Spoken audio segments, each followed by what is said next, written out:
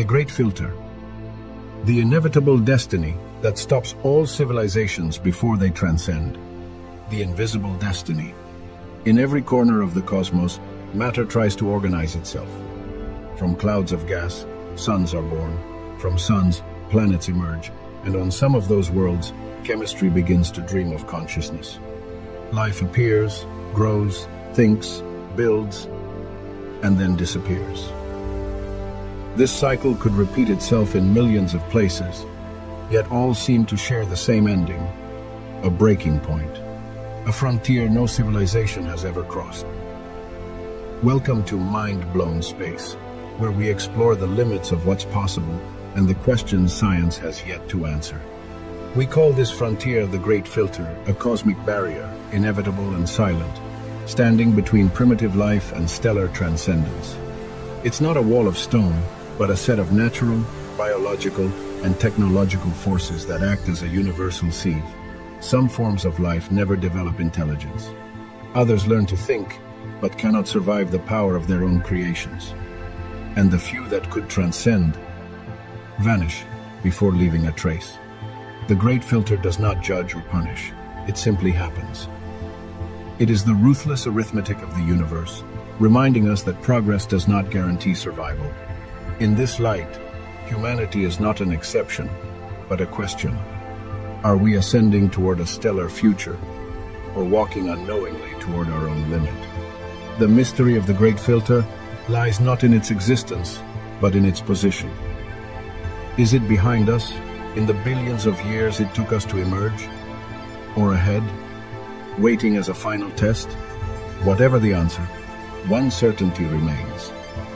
Every civilization that reaches for the stars must face, sooner or later, its evolutionary destiny.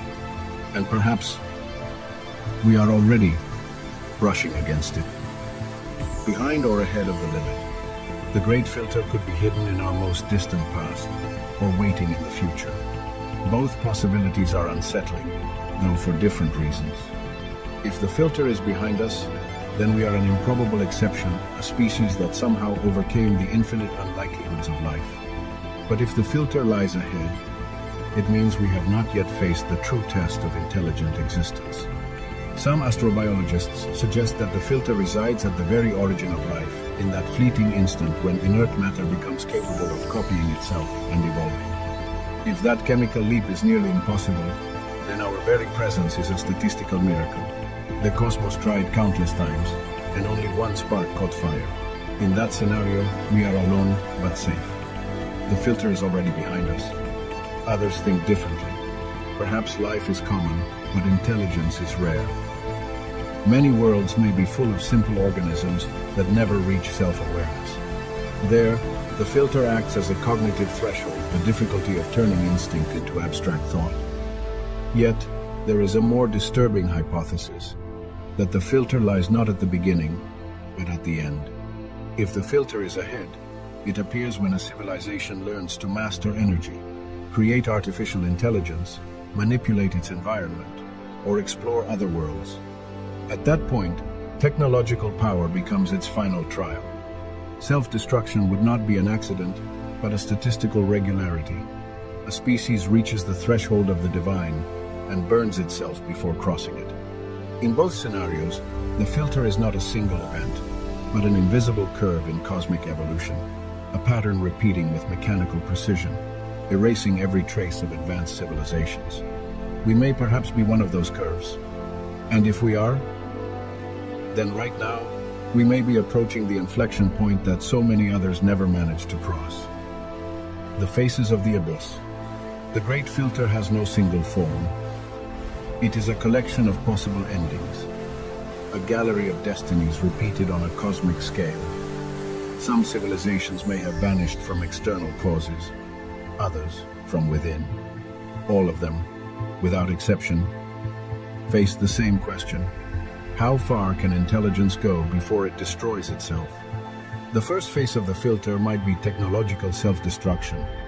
A species that masters nuclear energy, genetic engineering, or artificial intelligence holds, at once, the tools of its expansion and its demise.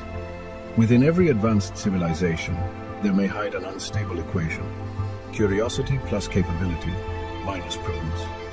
One mistake, one uncontrolled war, or one machine without ethics, and the spark goes out forever.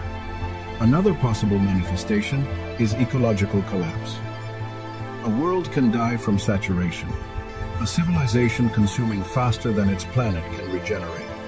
The biosphere, exhausted, becomes its own filter. Not out of punishment, but thermodynamic balance the universe, recycling the energy a species squandered. There are also ancient cosmic filters, asteroid impacts, gamma-ray bursts, stellar instability, catastrophes that can erase millions of years of evolution in an instant. Many civilizations may have perished not by error, but by chance. The universe does not conspire. It is simply indifferent. But the deepest filter might be psychological or moral. Consciousness, when multiplied, breeds tension. Fear, ambition, and the need for control can become forces more destructive than matter or energy. Perhaps every intelligence eventually discovers that it cannot coexist with its own power. If so, the great filter would not be an external wall, but an internal reflection of the difficulty of balancing knowledge and wisdom. And that, perhaps, is why the universe seems empty. Not because no one has tried to transcend, but because all, sooner or later, looked into the mirror and could not bear what they saw. The human frontier. If the great filter exists, it is not in the sky, nor in the laws of physics. It is within us. Evolution led us to build tools that multiply our capacity to create, but also to extinguish. We are perhaps the first species in the history of the cosmos capable of foreseeing its own end and choosing. Every technological advance, every discovery, is a step forward into unexplored terrain. We have learned to manipulate genes, to design non-biological intelligences, to alter the climate, and to extend our gaze beyond the solar system. Each achievement brings us closer to transcendence, or to the limit. Because the great filter might not be an inevitable event, but a repeated decision. The universal tendency of conscious life to underestimate the consequences of its own power. Some thinkers suggest that the key to overcoming it does not lie in science, but in ethical maturity. It is not enough to colonize other worlds if we continue to repeat the same patterns that threaten life on this one. Perhaps to transcend does not mean escaping Earth, but learning to coexist with it. To surpass the filter would mean transforming the nature of consciousness, not just its technology. We can imagine millions of civilizations that went dark in silence, each believing it still had time. Perhaps we are one of them, still half-written. Yet as long as the spark remains lit, there is still room to alter the cosmic statistics. The great filter is not a sentence, but a reminder. The universe does not forgive arrogance, but it rewards clarity. If any species ever crosses it, it will not be the strongest or the fastest, but the wisest. And that choice between noise and transcendence is happening right now, here, within us. This has been a journey through one of the deepest mysteries of the cosmos. If you are fascinated by questions that bridge science and destiny, subscribe to Mind Blown Space and join us in the next exploration. Because perhaps the only way to overcome the great filter is to learn to look at the universe without stopping to look at ourselves.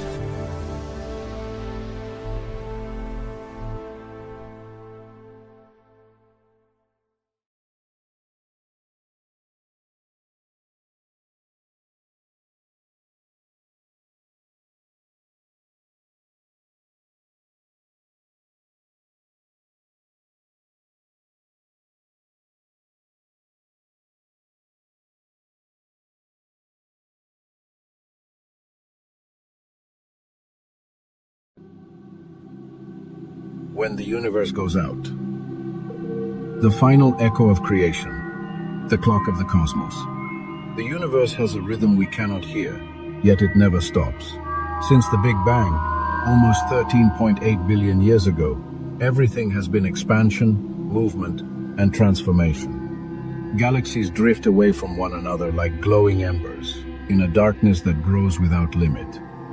With every passing second, the cosmos ages, though its scales of time are impossible for us to comprehend.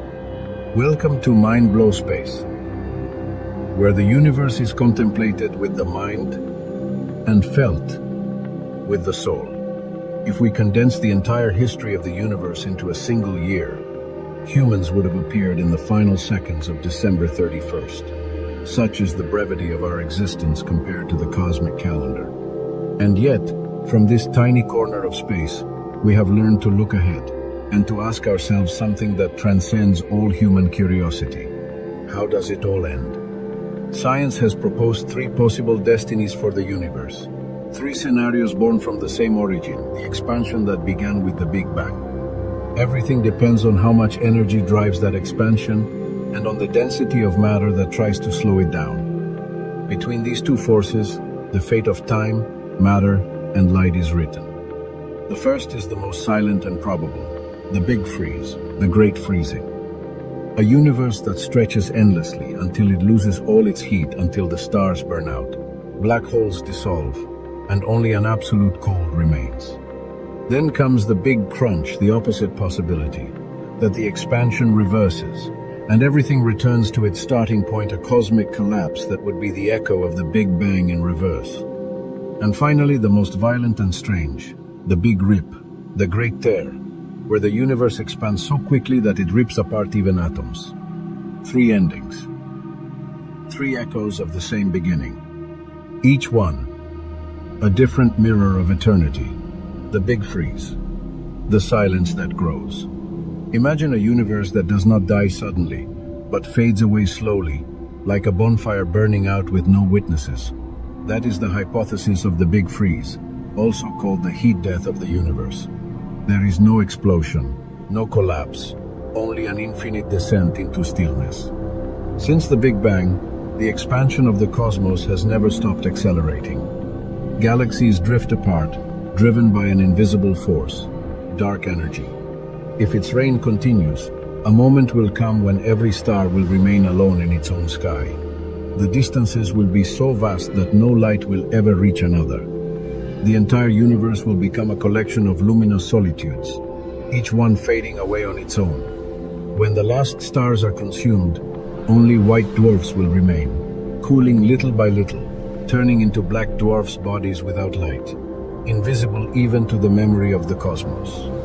Then, black holes will be the final actors on stage, devouring whatever remains within their reach until they slowly evaporate through Hawking radiation.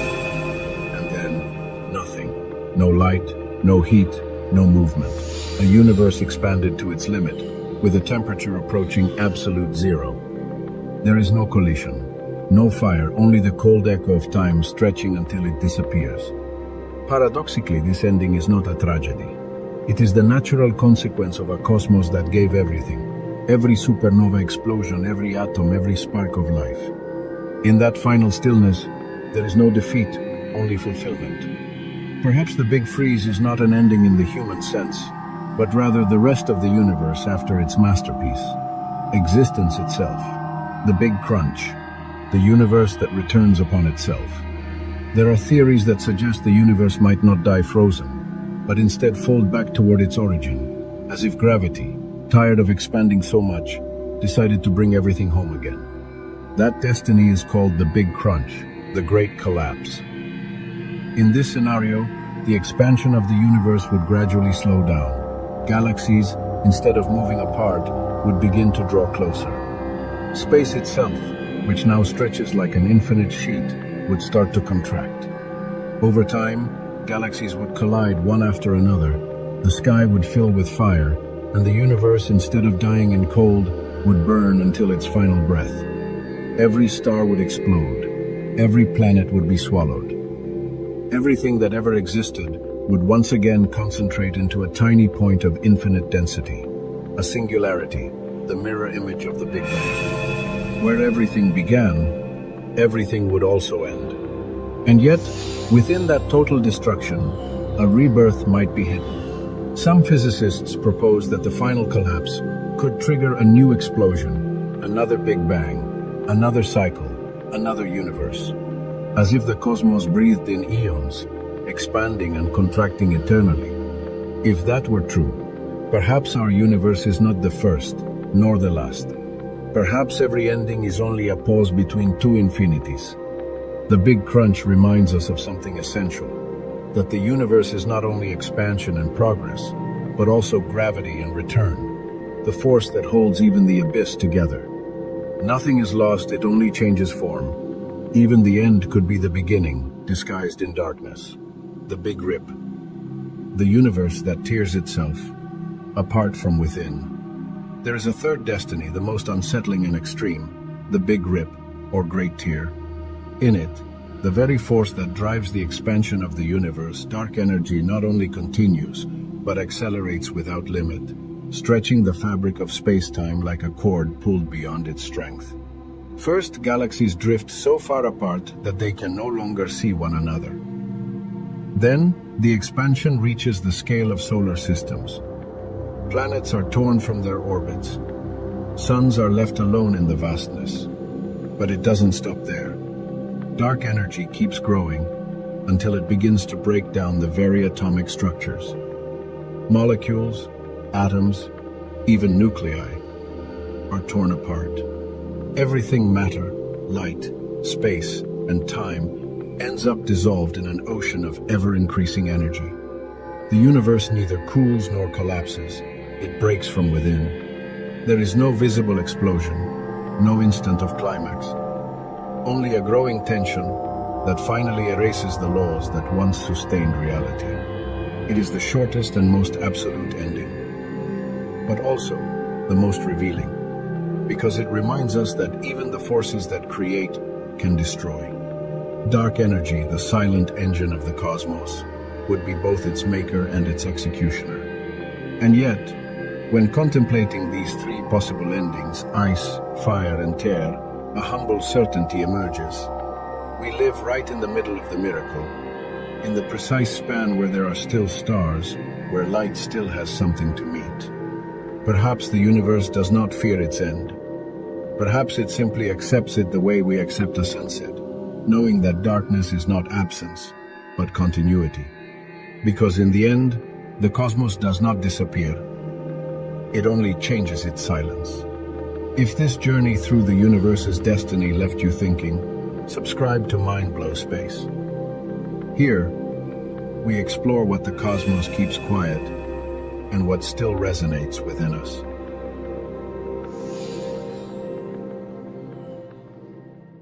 Power. That's what defines a rocket. Not just size, not just speed, but the controlled fury of physics harnessed to lift steel and fire into the sky. Every time a rocket launches, it performs one of the most complex calculations ever executed by humankind. How to balance gravity, thrust, temperature, pressure, and motion, all within a few seconds of perfection. The secret lies inside the engine. A rocket's heart is a chamber of chaos. Cryogenic fuels colder than -200 degrees Celsius meet gases hotter than molten lava. In that violent reaction, chemistry becomes motion. Pressure builds, metal bends, and energy escapes through a single direction down, pushing the rocket up. Each second, thousands of kilograms of fuel vanish into a storm of expanding gases moving faster than a rifle bullet. That's thrust, the purest expression of energy ever built by human hands. SpaceX and NASA follow different philosophies but share the same obsession: efficiency through precision. SpaceX's Raptor engines are full-flow stage combustion systems, the most advanced ever designed. They run on liquid methane and liquid oxygen, circulating both in closed loops where every molecule is burned, nothing wasted. Each engine produces more than 230 tons of thrust and operates under pressures exceeding 300 bars, the same force that would crush a submarine at the bottom of the ocean. 33 Raptors together on Starship form a living organism of fire. Every engine adjusts its output thousands of times per second, creating a dynamic balance between chaos and control. The entire vehicle becomes a symphony of explosions, precisely timed, perfectly tuned. NASA's approach, on the other hand, is built on purity and endurance. Its hydrogen-fueled engines, the RS-25 seconds that power the Space Launch System, are masterpieces of clean energy. Hydrogen is the lightest element in the universe, but when combined with oxygen, it releases incredible energy. The exhaust flame is nearly invisible, the combustion almost perfect. Each RS-25 delivers 1.8 million newtons of thrust, and together they generate enough power to lift a skyscraper. They are the descendants of the Space Shuttle-era engines so efficient that NASA decided to reuse them for the new age of lunar exploration. The nozzles, the cone-shaped ends of the rocket, are sculpted with mathematical precision. Their shape controls how gas expands as the vehicle climbs through changing air density. Too narrow, and pressure builds; too wide, and energy is lost. When designed correctly, they create a vacuum of force, a jet of plasma that carves a tunnel through the atmosphere. That thunderous roar you hear from miles away isn't random noise. It's the sound of air being ripped apart by waves moving faster than sound itself. As altitude increases, the environment changes. At sea level, the air pushes back. In space, there is nothing. So the rocket adjusts automatically, mixture ratios shift, pressures recalibrate, valves dance. It's a living equation. When fuel burns and mass decreases, acceleration rises. That's why rockets appear to speed up as they climb. They are shedding their weight, becoming freer with every second. Inside, the materials are as important as the fire. Each rocket is made of alloys so light they can flex under stress, yet so strong they can withstand the violent vibrations of launch. A rocket is not rigid, it bends, it oscillates, it breathes. Its structure is designed to survive the shaking of controlled destruction. SpaceX redefined power by repetition. Their goal was not a single perfect launch, but 1,000 consistent ones. Falcon 9 boosters now land themselves on floating drone ships, defying everything we once believed about rocket flight. That's not luck, that's data, code, and precision. Engines pivot by fractions of degrees, sensors calculate angles in milliseconds, and algorithms guide the descent through chaos. NASA, meanwhile, stands for precision in singularity. Each mission is a monument tested, refined, flawless. Their rockets are not built to repeat, but to reach, to go farther, to carry humans beyond Earth once more. Together, these two philosophies form the backbone of modern space exploration. SpaceX seeks scalability, NASA seeks legacy. One aims to make spaceflight routine, the other aims to make history. Yet both share the same foundation: immense controlled power. Every launch represents decades of physics, engineering, and persistence condensed into one moment of ignition. The flames are not just combustion, they are mathematics made visible. A rocket's strength is not measured in thrust alone, but in purpose. Behind every countdown lies the story of human ambition refusing to stay grounded. We learn to master the violence of chemistry, to command pressure, to tame heat, and to transform destruction into lift. Rockets are the closest thing humanity has to controlled lightning. Every launch is a conversation with nature, an argument against gravity that must be won in seconds.